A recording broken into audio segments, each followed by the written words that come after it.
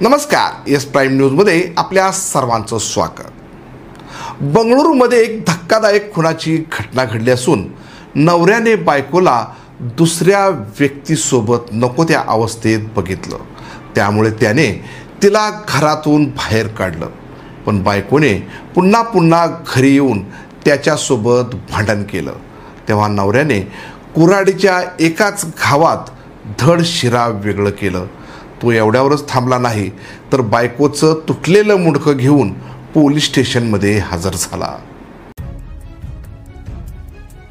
कर्नाटकच्या बंगळुरू जवळ असणाऱ्या हिलालिगी गावामध्ये एक धक्कादायक खुनाची घटना घडली आहे. नवरा शंकरने बायकोला प्रियकरासोबत बघितल्याने आपल्या हातून गुन्हा घडू नये म्हणून तिच्यासोबत भांडण केलं आणि तिला घराबाहेर काढलं.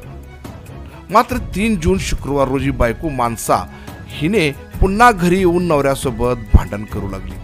तेव्हा नुकताच शंकर कामावरून आला होता. त्यामुळे नवऱ्याची तळपायची आग मस्तकात गेली आणि रागाच्या भरात त्याने घरातील कुऱ्हाड बाहेर काढली आणि बायकोच्या मुंडक्यावर सपासप घाव घालत तिचे शिर धडावेगळे केले. त्याचा बायकोवर एवढा राग होता की त्याने तुटलेले बायकोचे मुंडके हातात धरून संपूर्ण गावात फिरत सूर्यनगर पोलीस स्टेशन गाठले.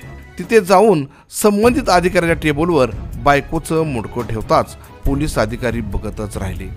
लगेच त्याला ताब्यात घेऊन पोलिसांनी घटनास्थळ गाठलं. पोलिसांनी नवरा शंकरला अटक केली आहे.